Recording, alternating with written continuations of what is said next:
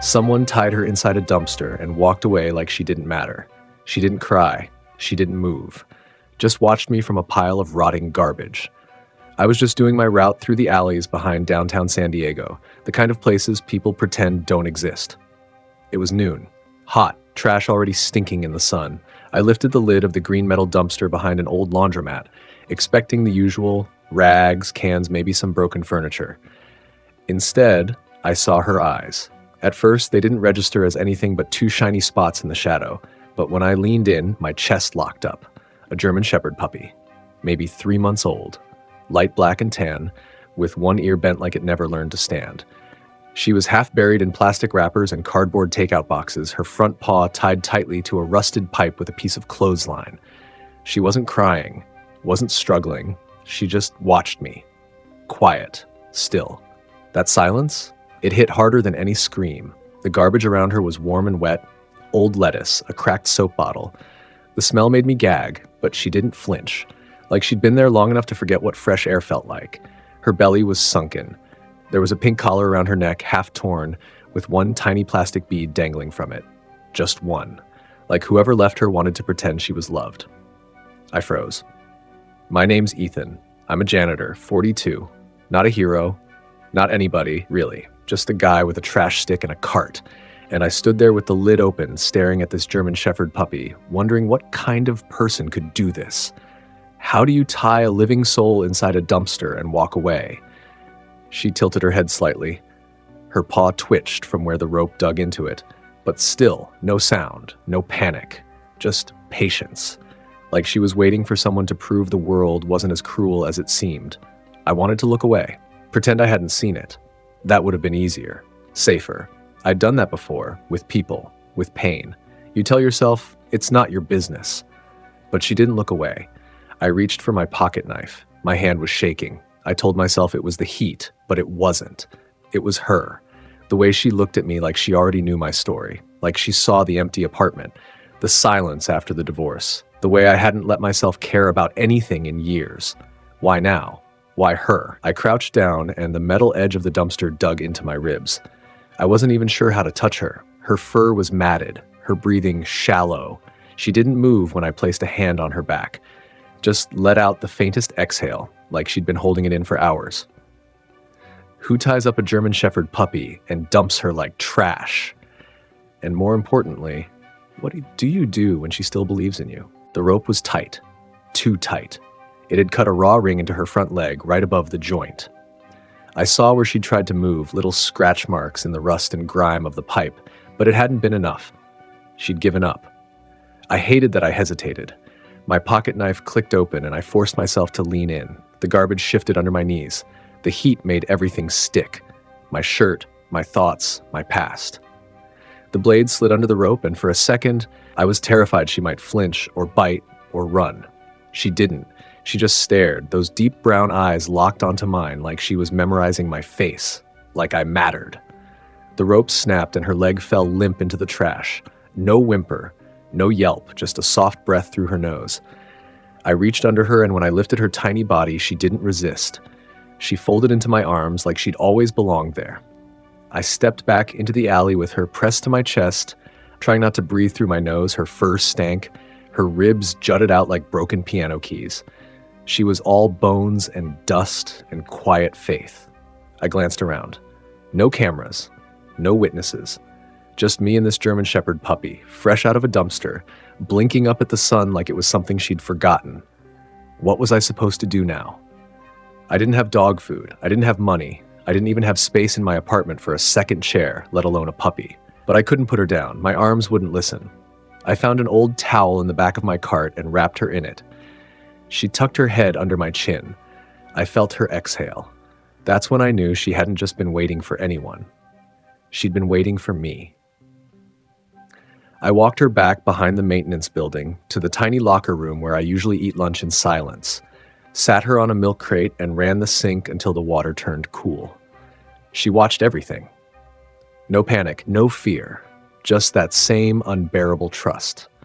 When I started to wipe the grime from her face, she licked my knuckle, and that was it. That was the moment something in me cracked open. I thought I'd buried all my softness years ago when my wife left with the kids and took the dog too. I stopped letting anything stay long enough to hurt me. I told myself I was better off like that, untouchable. But now there was this German Shepherd puppy on a crate, wrapped in my lunch towel, licking my fingers like I was someone worth forgiving. I wanted to stay in that moment, but I knew what I had to do. I reached for my phone. The local shelter's number was already in my contacts from last year when I'd found a kitten under a vending machine. I hadn't called then. I'd walked away, pretended it wasn't my problem. This time I dialed. But as the line rang, I looked down at her, and a voice inside me whispered, "Do you really want to give her away?" The shelter picked up on the third ring. "San Diego Animal Rescue, how can I help you?" I opened my mouth, but nothing came out. My throat clenched. The words stuck somewhere between logic and something that felt too much like fear. The puppy shifted in my arms. Her nose pressed gently against my wrist like she could sense it, like she knew I was slipping again. I found a puppy," I finally said. My voice cracked. "Someone tied her up in a dumpster." The line went quiet. Then a woman answered, calm but clipped. "Where are you located?" I gave the cross streets. She said someone could be there in 20, maybe 30 minutes. I hung up. And then I sat there staring at her. Why was it so hard to let go? I had no business keeping a dog. I lived in a one-room rental over a dry cleaner. I worked long hours. I barely kept myself together. What was I supposed to do with a German Shepherd puppy? But there she was, curled up in my towel like it was the first warm thing she'd felt in days. She hadn't moved much, but her eyes were always watching, always holding on. There was something about that stillness. It didn't feel broken. It felt brave. I leaned back against the cinder block wall and ran a hand over my face. Sweat, dirt, maybe tears. I couldn't tell anymore. I just knew I was unraveling. And she was the thread. Minutes passed. I told myself I was just waiting for the rescue van, that this was temporary, that I'd done my part. But then I noticed it. Her paw. The one that had been tied. It was swollen, raw where the rope had dug in, the fur matted with grime, and a faint trace of blood. She wasn't whining, wasn't licking it, just holding it up limp like it didn't matter, like she'd already decided pain was just part of life. I grabbed the first aid kit from my locker. Half the stuff was expired. Still, I found some gauze, wetted under the faucet, and knelt beside her. "I'm sorry," I whispered. She didn't move as I cleaned her leg, not even when I wrapped it gently with tape, just kept watching me. That look, like I was something more than I believed I could be, made my hands shake. Someone knocked at the door. I flinched. Through the small window, I saw the van, white with the city seal on the side. The shelter worker stepped out, clipboard in hand. I turned to the puppy. "I guess this is it," I murmured. I stood, lifted her again. Her head rested on my shoulder like she'd done this 1,000 times, like I was her home. But as I opened the door and saw the worker approach, something inside me twisted. He was kind, asked the usual questions, took notes, gently reached for her. And then it happened. She whimpered. For the first time since I'd found her, she made a sound. A small, high, broken sound. I froze. She twisted her neck, trying to bury her face in my chest again, her tiny paw pressed against my heart. The man looked at me. "She bonded to you." I nodded, numb. Words were impossible. He softened. "You sure you want to surrender her?" I looked down at her. She wasn't trembling, wasn't scared, but her eyes were begging. I opened my mouth to answer, and couldn't. I don't know, I whispered. The shelter worker gave me a minute. He didn't push, just stood there, clipboard held loose, watching us like he understood something I hadn't figured out yet. "I live alone," I finally said. "Small place. I barely manage myself most days." She shifted in my arms, tucking her nose under my chin again. Her breath was warm. Her ribs still pressed sharp through the towel, but she was calm. Like she'd made a decision long before I ever walked up to that dumpster. I glanced at the man. Would she be okay there? At the shelter? He hesitated. "We'll do our best, but it's full. Always is." And that was it. That was the honest version. No sugarcoating, no guarantees. Just the quiet truth of what happens when too many animals get thrown away and not enough people step forward. He held out his arms again. "She'll get food, medical care, a chance." My chest tightened. My hands wouldn't move. "She already chose," he said quietly. "Sometimes that's not up to us." I looked down. The puppy blinked up at me. one ear bent, that one bead still dangling from the ruined pink collar. Her eyes didn't plead, they didn't demand, they just waited. I felt something collapse inside me. A wall I'd built plank by plank since the day my wife took our old dog and drove away without looking back. I remembered that moment too clearly. The silence after the door slammed, the food bowl she left behind, the leash I never threw away. I'd buried all of that, locked it up so tight I forgot what softness even felt like. And now here I was, holding this German Shepherd puppy like my whole world depended on her heartbeat. I looked at the man. Can I think about it? Just a few days? He nodded. We can mark her as a pending hold, but she can't stay out here. You can bring her in yourself. She'll be safe. I swallowed hard. Okay. He helped me fill out a temporary intake form. Her name? I didn't know. I just wrote Liesel. It came from nowhere, but it fit. I carried her to the van myself. The moment I set her in the back kennel, her eyes never left mine. The door closed with a soft click, and that was the sound that broke me. I stood in the parking lot long after the van disappeared around the corner, hands in my pockets, heart aching like I just lost something I hadn't even had. I told myself I did the right thing, that she'd be cared for now, but back in my room that night, I kept seeing those eyes. Still, waiting, believing. I didn't sleep that night. Every time I closed my eyes, I saw her in that dumpster. Not the filth, not the rope, just her gaze, quiet, steady, forgiving. It haunted me. I got up around 3 a.m. and walked circles around my tiny apartment. The floor creaked with every step. The coffee table was still stacked with unopened mail. My old dog's leash hung behind the door like it always had, untouched for 2 years. I don't know why I kept it. Maybe because throwing it away felt too final, like giving up on something I wasn't ready to let go of. Just like I wasn't ready to let go of her. By morning, I was a mess. I barely remembered getting dressed. The whole walk to work felt like I was floating, disconnected. But when I pushed open the door to the locker room, the towel she'd laid in was still there, crumpled on the crate. Her smell still clung to it, faint, earthy, and raw. It hit me like a punch to the chest. I sat down, stared at the towel, rubbed my hands over my face, and told myself, "Stop it, Ethan. You're being ridiculous. She's at the shelter. She's safe. You did your part." But the words felt hollow. That day was a blur. Every alley I cleaned, every bin I wheeled past, I caught myself glancing, expecting to see her again. Like maybe it had been a test and I'd failed. Like the universe had offered me a second chance and I gave it away because I was afraid. Afraid of caring again. Afraid of losing again. By lunch, I couldn't take it anymore. I pulled out my phone and called the shelter. Liesel, I said, trying to keep my voice calm. German Shepherd puppy. Light black and tan. One ear down. She came in yesterday. There was a pause, then typing. I held my breath. Yes, the woman said. She's here. She's stable. Started eating today. She's a sweet girl. Something in me loosened. Just hearing that she was okay eating felt like someone had poured warm water into my chest. Has anyone... I hesitated. Anyone asked about her? Not yet, she replied. But she's scheduled for medical eval tomorrow. Then she'll go up for adoption later this week. Later this week. That phrase kept echoing in my head the rest of the day. I told myself I was just checking in, that I didn't need to see her again. But my feet had other plans. After work, I didn't go home. I walked 3 miles to the shelter. Didn't even realize I was doing it until I was standing in front of the building, the sun dipping low behind me, casting long shadows on the sidewalk. I stepped inside and the woman at the desk looked up. You called earlier, she said. I nodded. Can I see her? She smiled gently. She's in recovery, but yeah, come on. She led me through the back hallway, the kind that smells like antiseptic and hope, where barks echo from steel kennels and soft music plays from old speakers overhead. And then she stopped at one of the last crates.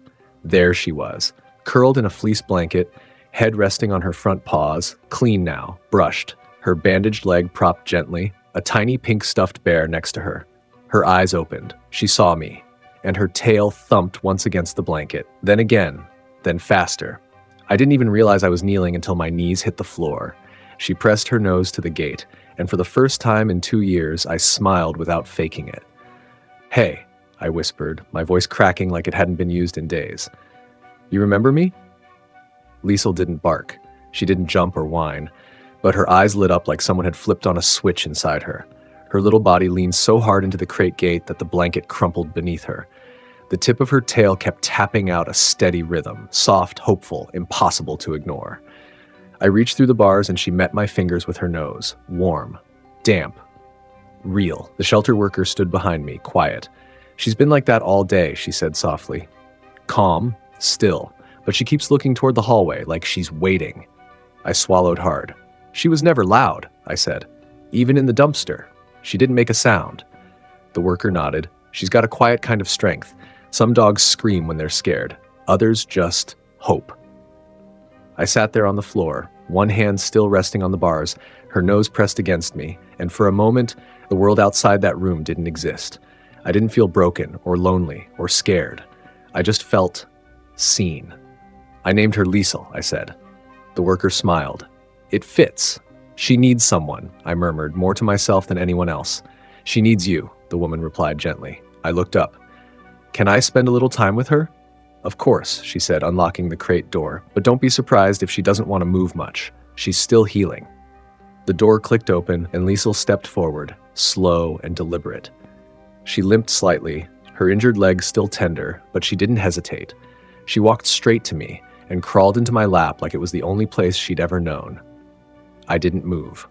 Her body melted into mine, head nestled under my chin, one paw resting lightly on my wrist. She let out a sigh so deep it felt like it came from her soul. I stayed like that for a long time. I didn't check the clock. I didn't care what time it was. The shelter worker eventually returned, her voice soft. "We close in 15. I nodded, but I couldn't bring myself to let go. I carried Liesel back to her crate and laid her down gently on the blanket. Her eyes never left mine. I lingered in the doorway as they closed the recovery room. Every step away from her felt wrong. That night, I didn't sleep again. But this time, it wasn't because I was haunted. It was because I was thinking. Thinking about her eyes, her quiet, her belief, the way she looked at me like I was already something good. The next morning, before sunrise, I was back in front of the shelter. The building wasn't even open yet. I just stood there, hands in my pockets, watching the door like I used to wait for my kids to come out of school. Nervous, hopeful, praying I didn't mess it all up. When they finally opened, the same woman from yesterday smiled. "Back already?" I nodded. I think I need to apply." She tilted her head. "To adopt her?" I let out a breath I hadn't realized I was holding. "Yes," I said, "if it's not too late." Her smile widened. "It's not." The paperwork felt like it took forever. I fumbled with the pen more than once. My hand kept cramping, probably from how tightly I was gripping it. I read every question 3 times, afraid of messing up something small and losing her over a technicality. "Do you rent or own? Do you have a fenced yard? Have you ever surrendered a pet?" That one made me pause. I thought about saying no, thought about lying. But then I remembered the way she looked at me. Like I was the only thing in her world that hadn't turned its back. I marked yes. Years ago, when I couldn't keep the old shepherd after the divorce, when everything had come crashing down and I told myself it was mercy to give him up. But deep down, I'd known it was fear. I didn't want to watch something else I loved slip away. The shelter worker looked over my answers without judgment. She just nodded, flipped a few pages, and said, "We'll do a quick home check later this week, and pending the vet's final notes, she's yours." I expected relief, maybe joy, but instead I felt like I just stepped to the edge of something enormous and invisible, like one more step forward meant no turning back. "She's not just any dog," I said quietly. "No," the woman agreed. "She's not." They let me spend time with her again, this time in a small fenced yard out back behind the shelter. The sun was up now, warming the concrete and there were a few toys scattered in the grass. She walked slowly at first, still limping, but she sniffed everything like she was trying to map the entire universe. Then she found the toy bear they'd given her, picked it up in her mouth, walked it over to me, dropped it at my feet. Her eyes met mine. I smiled. She didn't know how to play yet, just carried the toy like it was a job. But there was something in the way she looked at me that made my chest ache. "You don't owe me anything," I said aloud. She stepped forward, nudged her head under my hand, and I realized maybe she wasn't giving me something. Maybe she was giving me back something I'd lost. We sat like that until someone called us in. The shelter gave me a schedule for follow-up care, medications for her paw, instructions about feeding, crate training, socialization. I nodded at everything, even though my brain felt like it was spinning. They handed me a leash, a soft red one, new. I hesitated before taking it. I'd sworn I'd never hold another, but my fingers closed around it like it belonged to me. When I clipped it onto her collar, she didn't flinch. She just looked up and waited. We walked out of the shelter together. One step, then another, down the steps, across the sidewalk, into the sun. And for the first time in years, I didn't feel like I was walking alone. The first night with Liesel didn't go how I expected. I'd imagined maybe she'd curl up in the corner, exhausted, or sleep right through like she did in the shelter. But the moment we stepped into my apartment, she froze. Not in fear, in disbelief. She sniffed the doorframe like she didn't trust it, paused in the entryway, ears twitching, eyes scanning the walls and furniture like she was walking into someone else's dream. When I unhooked the leash, she didn't bolt or run circles like other puppies. She just stood there. Then she walked slowly to the middle of the room and sat down, like she was asking, "Is this mine?" I knelt next to her, running my fingers along her back. "Yeah," I said. "It's not much, but it's home." She tilted her head like she was still deciding. I laid an old fleece blanket next to the couch and placed the toy bear from the shelter on it. She watched me the whole time, unmoving. Then, after a few minutes, she patted over and curled up so tight it looked like she was trying to disappear. I sat on the floor beside her for hours, afraid to move. I didn't want her to think this was temporary. I didn't want to shatter that fragile thread of belief she'd carried since the dumpster. At some point, I must have fallen asleep with my back against the wall. When I woke up, the light had shifted, and she was asleep beside me, her head on my leg, one ear twitching in her dream, her paw, bandaged and healing, resting against my chest. I didn't move. I didn't even breathe too loud. That single moment, her choosing closeness, meant more than I could explain. The next few days weren't easy. She refused to eat unless I sat near her. Any loud noise from outside, sirens, trash trucks, passing dogs, made her flinch or retreat behind the couch. She didn't bark, not once. She'd lift her head at sounds, look to me for approval or safety, then lay back down without a sound. But she stayed close. Every time I moved, she followed. To the sink, to the bathroom, to the door. I'd never felt so watched in my life, and I didn't hate it. I caught myself talking to her without thinking. About work, about memories, about the silence that used to fill this apartment like fog. She listened like it mattered. Sometimes when the light came through the blinds just right, I'd catch a sparkle in her eyes. That same quiet strength I saw the day I opened that dumpster. But now, something else too. Hope. On the fourth morning, I woke up to a sound I hadn't heard since before the divorce. A thump. Soft. Repeating. I got up, heart already racing, and turned the corner. And there she was. Liesel standing in front of the door, tail wagging. Wagging.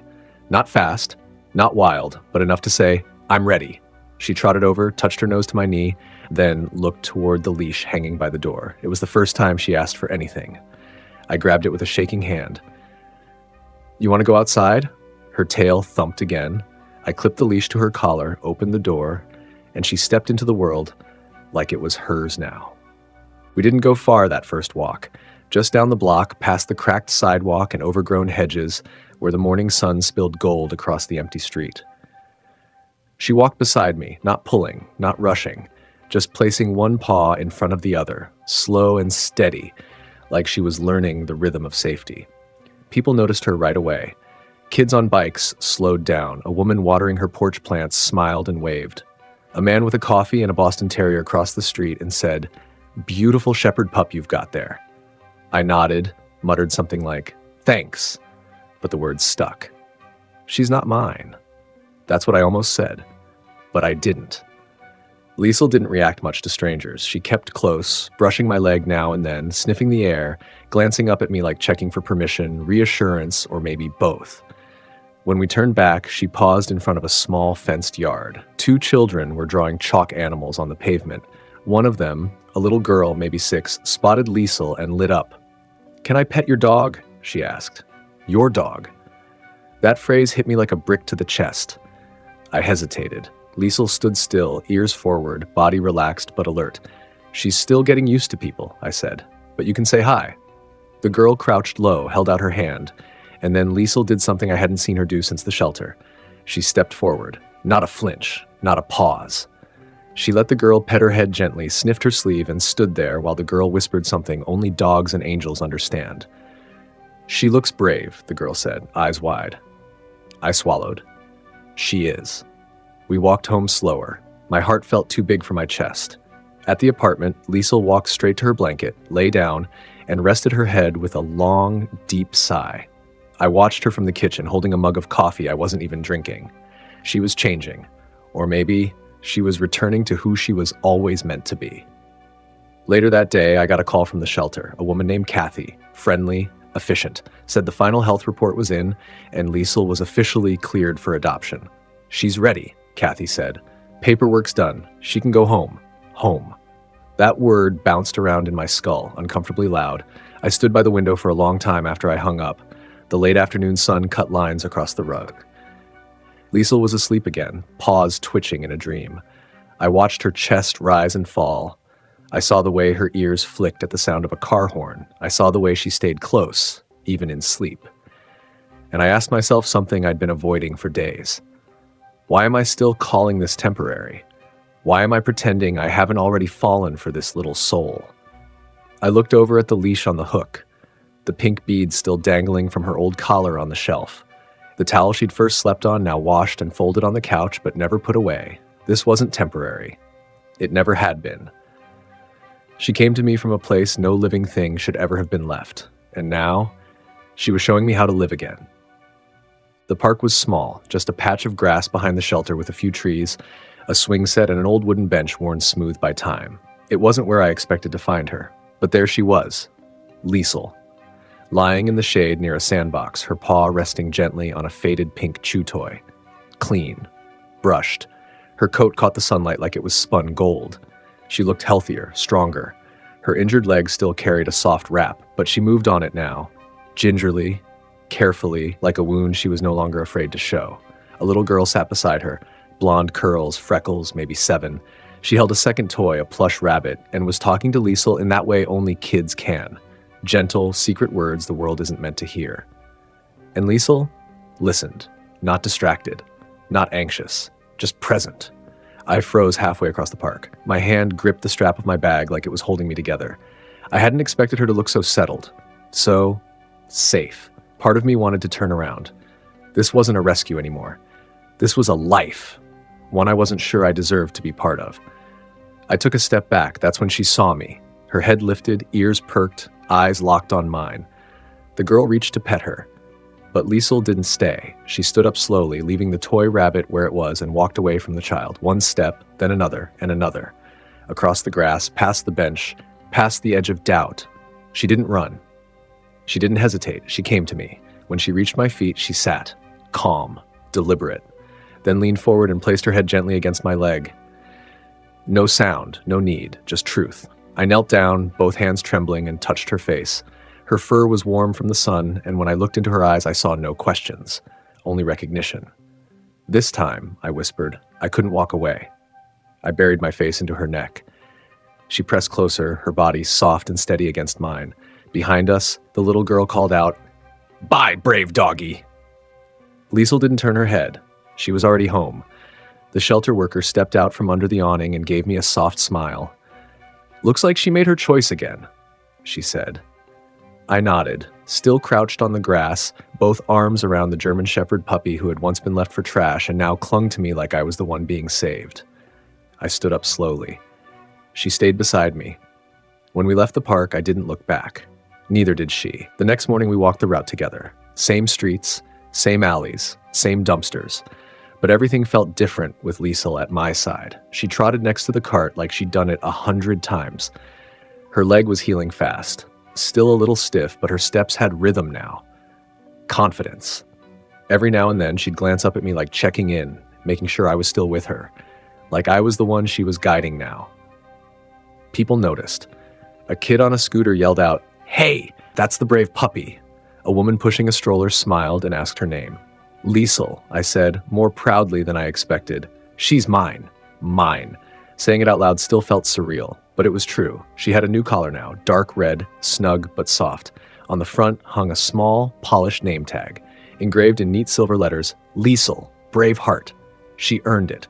Not because she barked or fought or did anything loud, but because she waited, because she trusted, because she survived in silence and still had love left to give. At one corner, a group of kids waited for the school bus. One of them, a little boy with a missing front tooth, pointed excitedly and said, "That's the dog from the trash, the strong one." Liesel walked up to him on her own, sat, and let him pet her head. She didn't flinch, didn't back away, just wagged her tail, calm and steady. Later, while sweeping up behind a coffee shop, I turned around and saw her standing in a sunbeam between two buildings, her fur glowing. She looked at me with those deep, quiet eyes and gave one bark, soft but full of life. Her first bark. I didn't even realize how much I needed to hear it until it happened. I laughed, out loud, for the first time in what felt like years. By lunchtime, we were a team. She knew where I kept the bag of treats. She'd sit patiently while I tossed garbage bags. If I got too far ahead, she'd whine just enough to remind me not to rush. And at the end of our shift, we sat on the bench near the bay, wind in our faces, seagulls overhead. She rested her head on my knee, eyes half closed, tail tapping gently on the bench slats. "This feels right," I told her. She didn't answer. She didn't have to. Sometimes the loudest healing comes in silence. We walked home slow, no leash, just trust. Her paws soft on the pavement. Her presence loud in the quiet places I tried to keep empty. That night, when I crawled into bed, she followed without hesitation, curled up at my feet, then changed her mind and climbed higher until her head rested beside mine on the pillow. I looked at her and whispered, "Thank you for waiting." She blinked once, then closed her eyes. And for the first time since the day everything fell apart, I dreamed of something other than loss. Liesel's journey wasn't just about rescue. It was about patience, quiet courage, and a heart that refused to give up, even when the world had tried to throw her away. This little girl's journey from abandonment to healing shows how powerful compassion can be, because someone tied her up, left her in a dumpster like she was nothing, but she still believed in love. And that belief, it changed me. Caring for a rescued puppy is more than love. It's trust. It's healing. It's responsibility. Every meal, every slow walk, every moment where she looks up at me like I matter, it reminds me that second chances aren't just for dogs. They're for people too. If Liesel's story moved you, please share it. Every share helps bring awareness. Every view gives hope. Someone out there is waiting to find their Liesel, or be someone's Liesel. Join our Brave Paws family. Be their voice. Be their hope.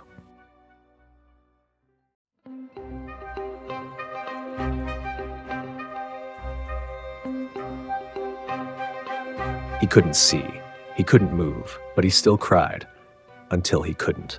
I found Apollo, a 3-month-old German Shepherd puppy, crumpled in a rusted cage behind a vet clinic in New York City. Blind, injured, soaked in his own tears. It was noon when I heard it. The faintest broken whimper, lost under the hum of traffic and the screech of a delivery truck unloading down the street.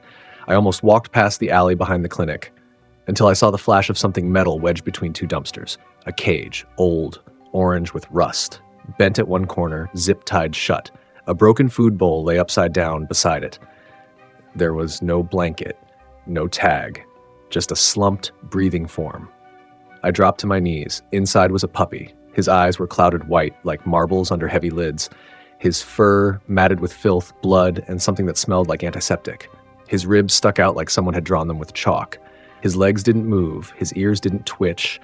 I whispered something, I don't even remember what, and that's when I saw it. A tear. Not just one. His face was wet. He had been crying. For how long? Hours? Days. No one knew he was here. Then I saw the tag. A cracked plastic name badge lying just behind the cage. The wind had blown it close to the metal bars. I picked it up. Dr. E. Tanner's DVM. I stared back at the building. The back door was shut. No cameras. No signs of life.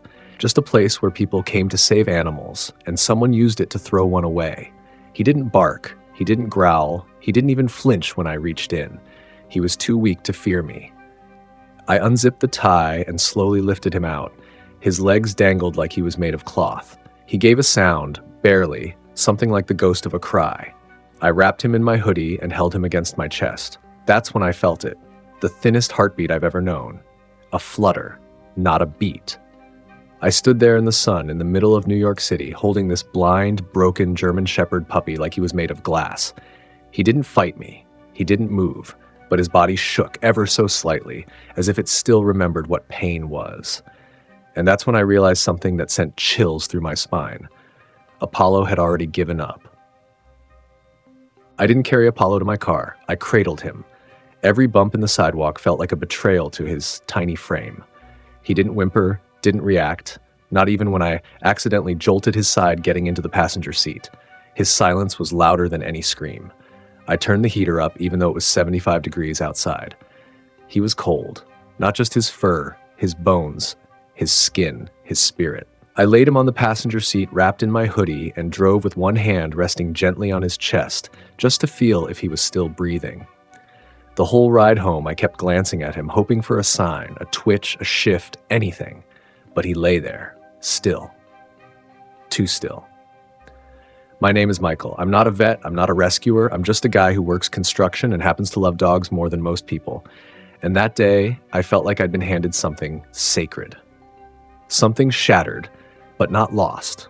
When we got home, I didn't bring him inside right away. I sat with him in the driveway. Sunlight hit his coat, and for a second, I saw what he could have been. A fluffy, proud German Shepherd puppy chasing butterflies in a backyard somewhere.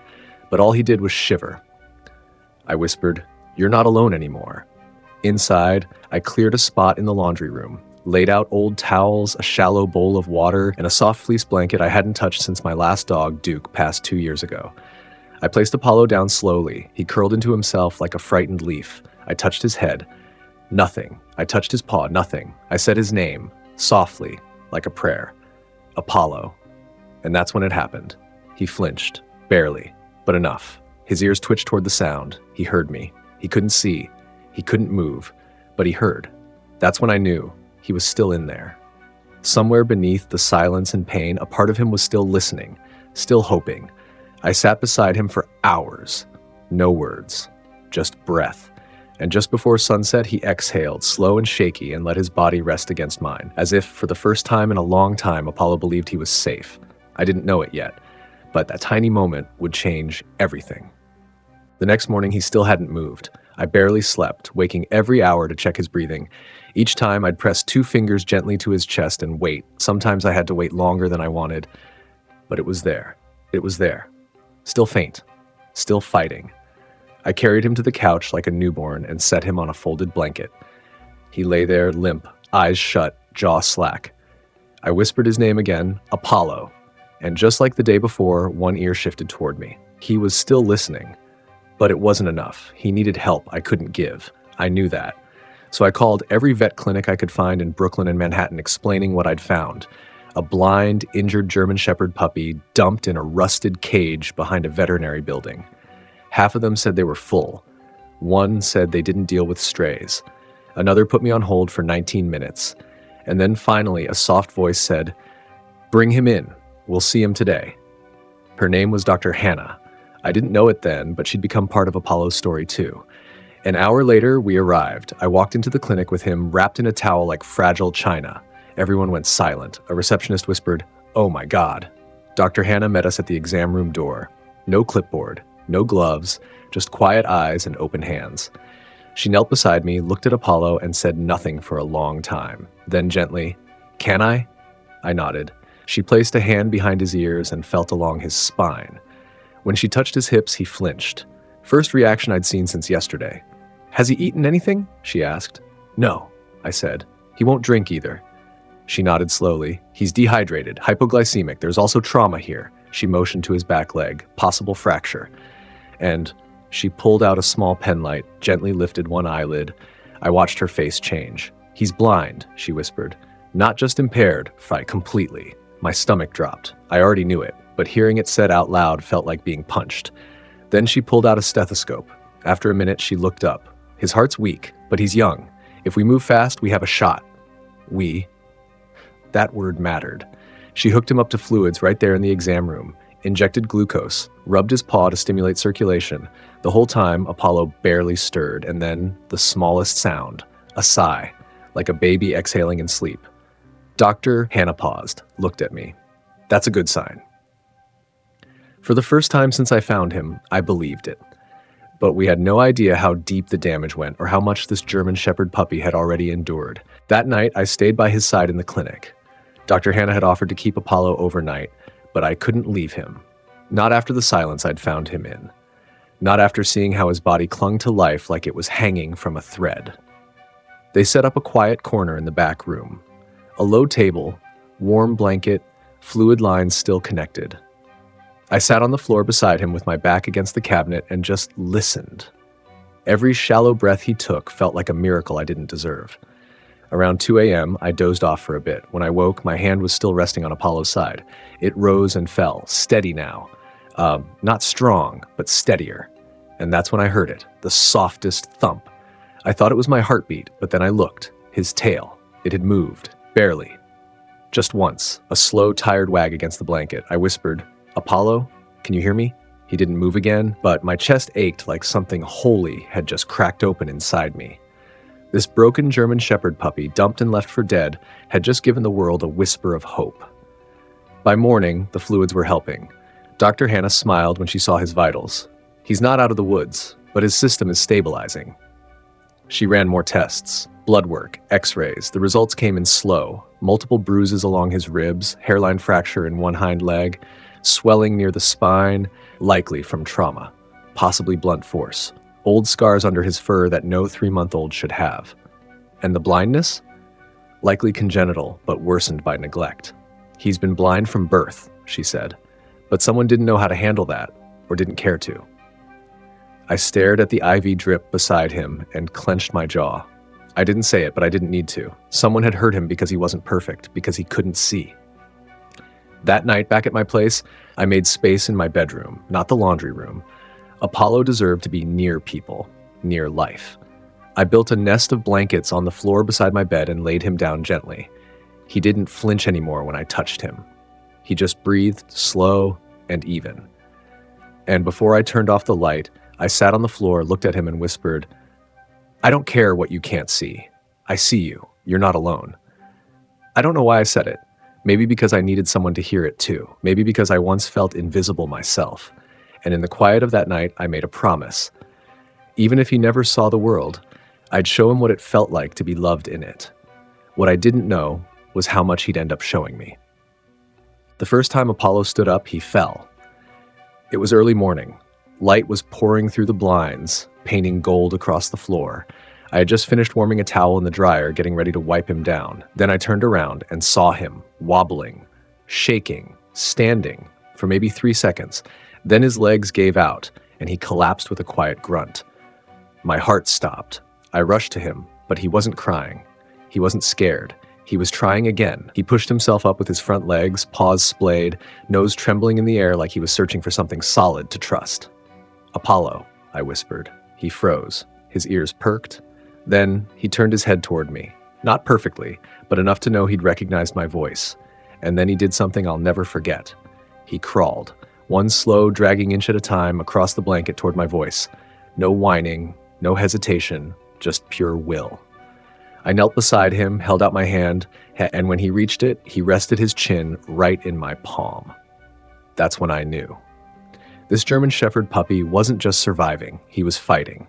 From that day on, I changed the way I talked to him. I didn't treat him like a fragile thing. I treated him like a warrior. Like every inch he moved was a victory worth celebrating. I placed soft rugs around the house so he could feel the textures with his paws. I kept furniture in the same place so he could map the space in his head. I spoke constantly about everything. My job, the weather, what I was cooking, and always, always, his name.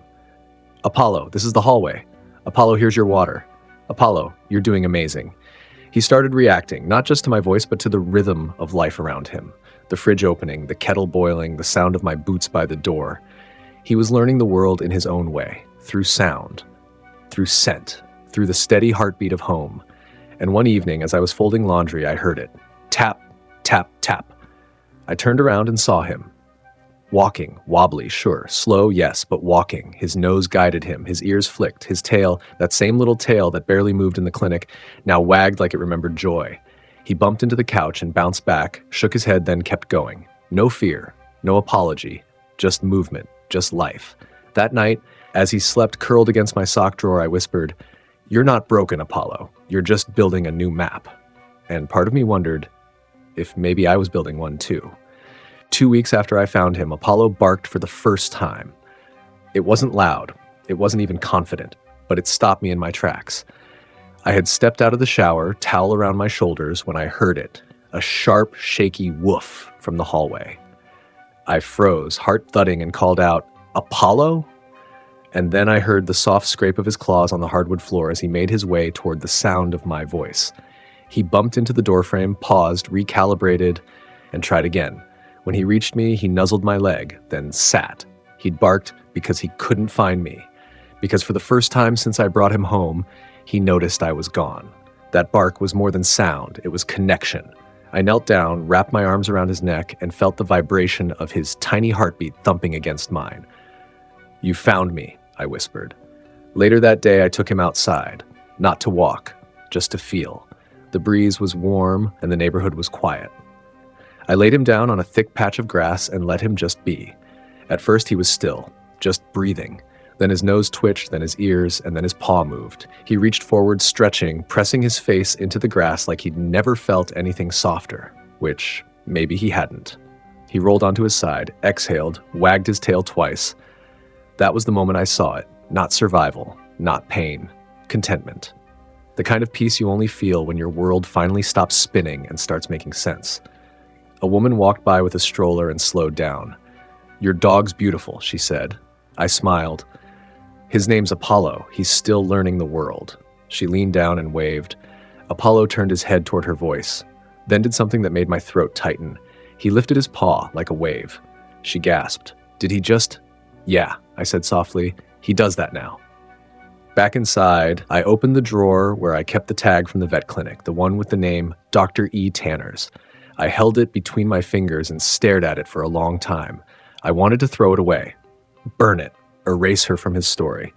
But then I looked over at Apollo, lying by the door, head tilted toward the sounds of the city beyond the window. And I realized something. She wasn't part of his story anymore. He had taken it back. What she tried to destroy, he was rebuilding. One paw step at a time. The first time I left Apollo alone, even just for a short errand, I couldn't breathe right. I was only gone 20 minutes, a quick trip to pick up more of his special food and a new scent toy I'd read about for blind puppies. But the whole time, my chest felt tight, like I'd left a piece of myself behind. When I got back, I found him exactly where I left him, lying near the bedroom door, head tilted toward the hallway, waiting, listening. As soon as he heard the key turn, he lifted his head. No barking, no whining, just recognition. I stepped inside, knelt down, and said, "I missed you, bud." He wagged his tail. Not wildly, not frantic, but with intention, like he knew the rhythm of our reunion. That day marked a shift. Apollo wasn't just surviving anymore. He was expecting things. He expected food in the morning. He expected my voice when he woke. He expected the squeak of the toy duck I kept on the floor near the couch. And I expected something too, that he would keep surprising me. One evening, I found him tracing a path along the hallway, a slow, determined loop. From bedroom to kitchen, kitchen to front door to the couch. He paused at each stop, sniffed, tilted his head, logged it. He was building his own map, one sound and scent at a time. I watched in awe. No fear, no hesitation, just exploration. And then at the end of his little loop, he stopped beside the couch, turned toward the hallway, and barked. Once. I froze. That was new. That wasn't a scared bark or a lost one. That was a call. He was asking me where I was. I stepped out, and his tail started going like a slow drum beat. He turned his head, focused on the sound of my steps, and when I got close, he sat, proud, still, waiting. "You called me?" I laughed. "What, are you the boss now?" He barked again. I don't know how to explain it, but it felt like a full conversation.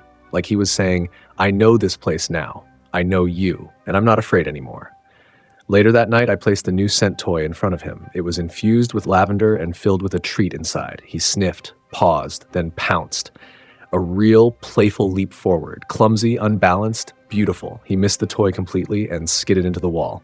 I gasped, ready to rush to him, but he just sneezed, shook his head, and barked again. I laughed so hard I had to sit down. Apollo was playing, not surviving, not healing. playing.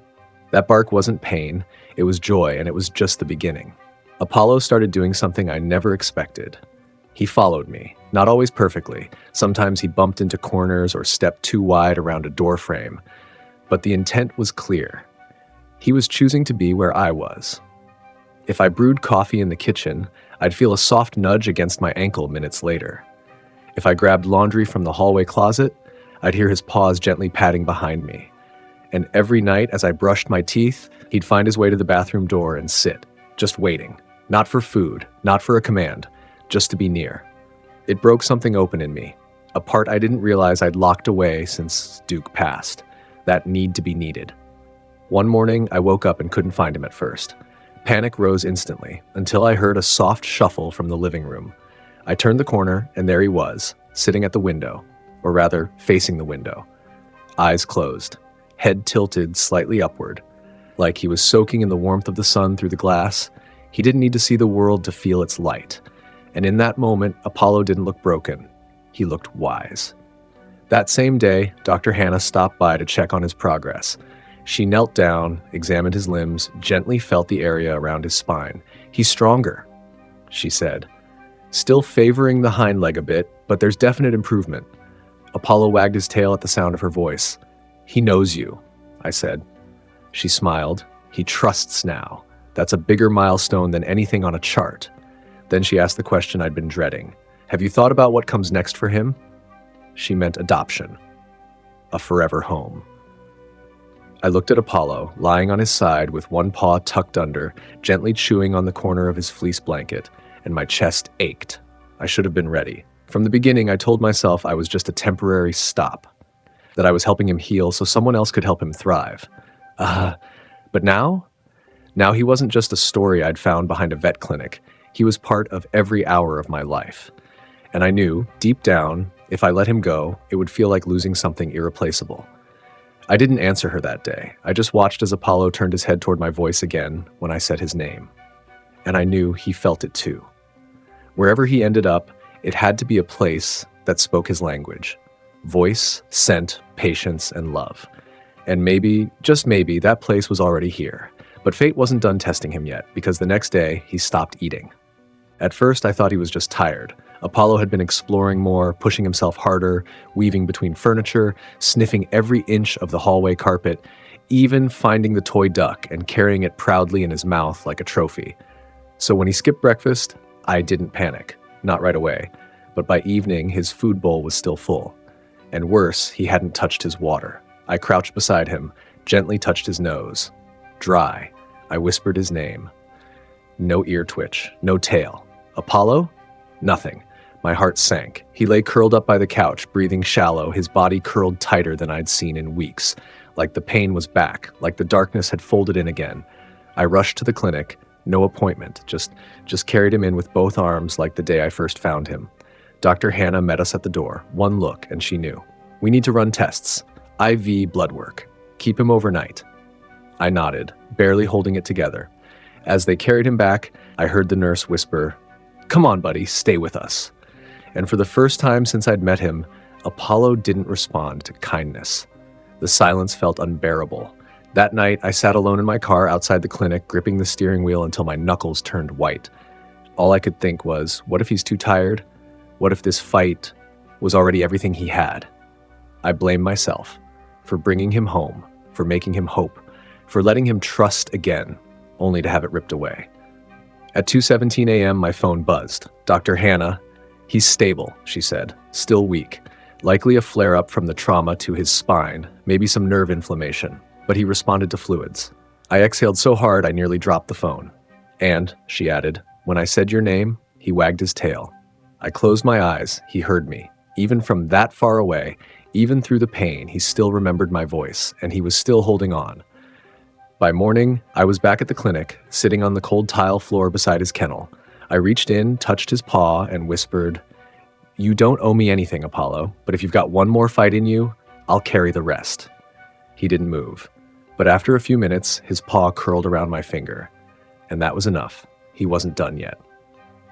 I thought I'd seen Apollo at his worst, but nothing prepared me for the sight of him lying in that hospital kennel, too weak to lift his head, his breath so soft I had to watch his ribs to be sure they were still rising. Dr. Hannah warned me it could go either way. His nervous system had taken more damage than we realized. The old trauma, the blindness, the stress, it was all crashing down on him. "He's not giving up," she said. "But this is the last hill." I nodded, but my chest felt hollow. That night, I didn't leave. I slept on the floor beside his kennel, head resting on a rolled-up sweatshirt. Every few hours, I'd wake to the quiet sound of his IV drip, and each time I'd whisper something into the crate. "You're not alone. You're strong. You're mine." Around 4 a.m., I heard it, a sound I hadn't heard in days, a breath, deeper than the others, stronger, followed by a soft shuffle inside the kennel. I sat up. My heart slammed in my chest. "Apollo?" Silence. Then, a faint scratch against the door. He was trying to sit up. I called for the nurse. They opened the crate, and with trembling legs, he took one wobbling step out, then another. I knelt down, arms open. "Come on, buddy." He fell, tried again, skidded forward on the slick tile, paws sliding awkwardly under him, and then, by some miracle, he reached me, collapsed into my lap like gravity had finally pulled him where he was meant to be. I held him so tight I thought my ribs would crack. Dr. Hannah stood in the doorway, wiping her eyes. "That's not survival," she whispered. "That's a choice." Apollo had chosen to come back. Later that day, we sat outside the clinic on a patch of grass in the morning sun. He lay beside me, head resting on my foot. He couldn't see the birds flitting across the sky or the golden light breaking through the clouds, but I swear he felt it. His tail tapped twice, and I realized something I hadn't dared believe until that moment. We'd made it. He'd crossed the hill. Apollo, the blind, broken German Shepherd puppy who was thrown away behind a vet's clinic, was still here, and now he was ready to live. The day I brought Apollo home from the clinic again, everything felt different. The same blankets were waiting, the same scent toys, the same sun spilling across the living room floor. But the air felt charged. Like the house itself knew he was coming back, not as a patient, but as a survivor. I opened the front door and carried him in gently. He was still thin, still fragile, but no longer a ghost. He was present, awake, listening. And this time when I set him down, he didn't collapse. He stood, wobbly, unbalanced, tail twitching with the uncertainty of his footing, but he stood, on his own. I sank to my knees, held out both hands, and whispered, "Come here, Apollo." He hesitated for half a second, then took a step, then another. He bumped into the coffee table leg, paused, sniffed, moved around it, and then reached me. 3 feet. That's all. But in those 3 feet was every second of pain, silence, confusion, and fear he'd survived since the day I found him behind that clinic. 3 feet of courage, and I broke down crying. That evening, a letter arrived. No return address, just a plain envelope in the mailbox. Inside was a note, typed, no signature, just 2 lines. Open quote, "You weren't supposed to find him. I thought he'd be gone in hours.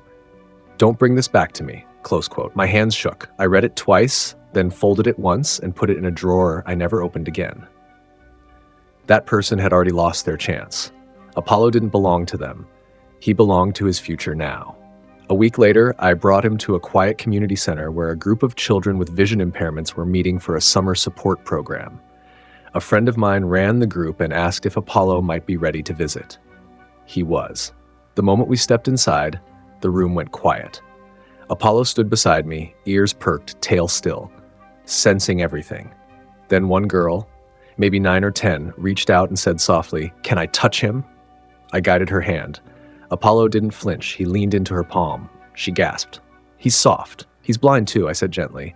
She knelt down beside him. "Like me? Exactly like you." She touched his ears, then his nose, then whispered, "Hi, Apollo."